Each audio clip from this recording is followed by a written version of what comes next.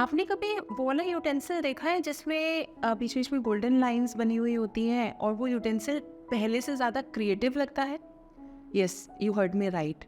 I think this is one of the Japanese technique where they make their utensil. अगर उनका कुछ टूट जाता है, कोई वास टूट जाता है, तो they don't throw it away. वो उसमें बहुत एक सुंदर गोल्डन सी लाइनिंग ऐड करके उसकी ब्यूटी को और ज़्यादा बढ़ा देते हैं, उसकी क्रिएटिविटी को और ज़्यादा सुंदर कर देते हैं। So guys, this rule also applies on relationship. Hello everyone, I am Dr. Parul Singh, your relationship coach. और आज हम ये डिस्कस करेंगे कि अगर एक मैरिटल रिलेशनशिप में रिस्पेक्ट नहीं है, क्रिएटिविटी नहीं है, या एक दूसरे के लिए हमारा वो बॉन्ड नहीं है, या फिर नहीं है और है, तो उसको हम कैसे रीबिल्ड कर सकते हैं या कैसे क्रिएट कर सकते हैं। हमारे बहुत सारी लाइन्स हैं। एक बार विश्वास टूट जाता है तो दोबारा नहीं बनता, गांठ पड़ जाती है तो खुल जाती है, या फिर गांठ पड़ जाती है तो वो गांठ दिखाई देती है, ब्ला ब्ला ब्ला।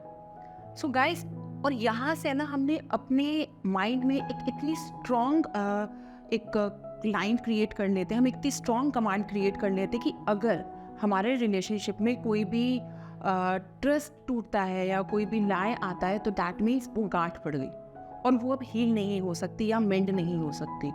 So guys, correct yourself with this Japanese technique कि अगर गांठ पड़ गई है, अगर कुछ इशू आया है, तो just fill it with more of respect, with that golden line, जिससे कि आप अपने मैरिटल रिलेशनशिप को और ज़्यादा स्मूथ कर सकते हैं, और ज़्यादा ब्यूटिफाई कर सकते हैं और ज़्यादा क्रिएटिव कर सकते हैं। So what I am trying to say here is कि आप इस चीज़ को रिस्पेक्ट के साथ ऐसे कनेक्ट करें कि मान लीजिए आपके और आपके स्पाउस में कोई लड़ाई हो गई।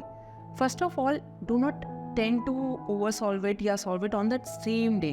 अगर नहीं हो रही है ना, leave it for that day. Next day अगर डिस्कशन होती है तो इट्स ओके, नहीं होती है तो again take it as okay. क्योंकि कई बार ये सारी लड़ाइयाँ हैं ना उसी पर्टिकुलर टाइम या उसी पर्टिकुलर मंथ या उसी particular year, may be year में रिजॉल्व होने के लिए नहीं होती। Some fights are not meant to be resolve, लेकिन उसका मतलब ये नहीं है कि आप उसका ग्रज अपने अंदर लेके बैठे रहेंगे, because there you have to forgive your spouse and move forward with them. क्योंकि यहाँ आपको डिसाइड ये करना है, for you the person is important और the aspect is important. Because if the person is important, obviously you have to move forward with that person, and in this case the respect is very important. क्योंकि अगर आपके लिए person important है और कुछ past में ऐसा हुआ है जहाँ पे you both have lost respect for each other, you have to create that respect with that golden line. You have to in fact recreate it, क्योंकि क्रिएट तो आप ऑलरेडी पहले कर चुके थे। You have to recreate that golden line into your life. क्योंकि अगर respect नहीं होगी तो उसके आगे फिर बाकी सारी चीज़ें लीप करती चली जाएंगी। रिस्पेक्ट नहीं होगी तो कम्युनिकेशन में डिसरिस्पेक्ट आएगी, आप एक दूसरे के ऊपर ब्लेम गेम करेंगे। कम्युनिकेशन में डिसरिस्पेक्ट आएगी तो फिर वो मैटरनल एंड पेरेंटल फैमिलीज पे डिसरिस्पेक्ट चली जाएगी। वहाँ से बढ़ते बढ़ते एक दूसरे के ऊपर गंदगी उछने की, और उस गंदगी से करते करते करते करते रिलेशनशिप उस वर्स्ट सिनेरियो में आ जाएगा where you both might be sitting in a court room and you people are blaming each other. So the very first step to take your relationship on a smoother note is try to maintain that respect for each other. And if somewhere something happened, is something, take yourself as an human being. इंसान ही गलती करता है, जानवर गलती नहीं करता है, क्योंकि जानवर के अंदर वो सेंस ही नहीं होती है जहाँ पे कि वो सही गलत का डिफरेंस कर सके। They are just meant to be free ना, तभी तो जंगल में रहते हैं, वो फैमिलीज में नहीं रहते हैं। So I am not talking about the pet. So बहुत सारे क्वेश्चंस आते हैं, बहुत सारे आर्ग्यूमेंट्स भी आते हैं when I give this kind of concept to my clients कि मैम हम डॉग भी तो पालते हैं। अरे इंसान इतना ज़्यादा एक वाइज बीइंग है कि अगर डॉग उसे जवाब देगा ना पलट के, तो वो डॉग को भी नहीं पालेगा। उसको डॉग इसलिए अच्छा लगता है क्योंकि डॉग को वो लात भी मार लेगा, दुत्कार भी लेगा ना, डॉग फिर भी पीछे पीछे पीछे पूछ हिलाता हुआ पीछे आएगा। That's why we love dog. लेकिन यही स्केल जब हम इंसान के ऊपर अप्लाई करते हैं ना, कि आप उसे गुस्सा भी कर रहे हो, इंसान हम यहाँ स्पाउस की बात कर रहे हैं, आप उसे गुस्सा भी कर रहे हो, आप उसे डांट भी रहे हो, आप लड़ भी रहे हो, और वो जब नहीं आते तो you complain, you don't respect them. So I am not comparing a dog with a person, but I am just giving the aspect. जब क्लाइंट ये कहता है कि मैम डॉग को भी तो हम पालते हैं, उसको भी तो हम अनकंडीशनल लव करते हैं, so it's not about the unconditional, it's because that dog is not replying you, it's just giving you the unconditional. उसके पार्ट से है, आपके पार्ट से नहीं है। सेम वे जब आप अपने स्पाउस के लिए या किसी और के लिए be into the respect mode कि नो मैटर व्हाट हो गया ना, एक पास्ट में कोई इंसिडेंट हो गया, कोई may be whatever the lie is, may be trust is, no matter what the issue is.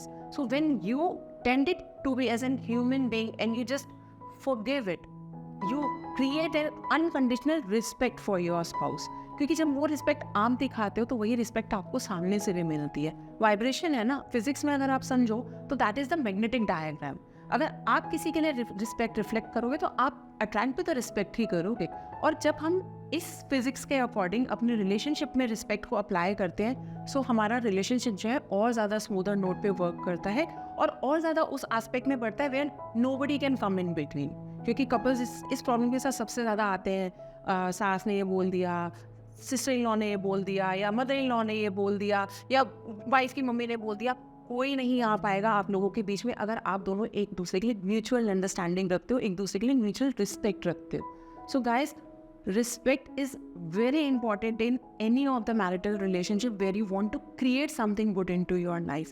So always take this respect as a golden line. कुछ भी होता है तो just fill that golden respect with that golden line and you will see how beautiful your married life will be. So for any further kind of guidance, if you want a one-on-one session or maybe into your consultation, you can contact me on the number given on the screen. And for further video updates where I keep on updating with the new concepts and new topics of how to resolve any of the marital relationship issues, you can subscribe to my YouTube channel. Thank you.